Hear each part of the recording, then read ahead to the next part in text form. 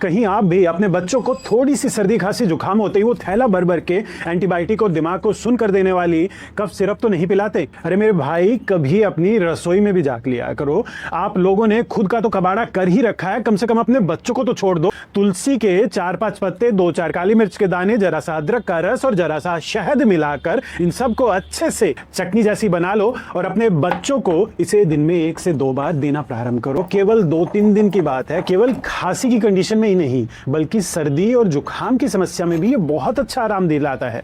कम से कम अपने लिए ना सही, उनके लिए तो अपने घर के खाने की ताकत को पहचान लो, जान लो।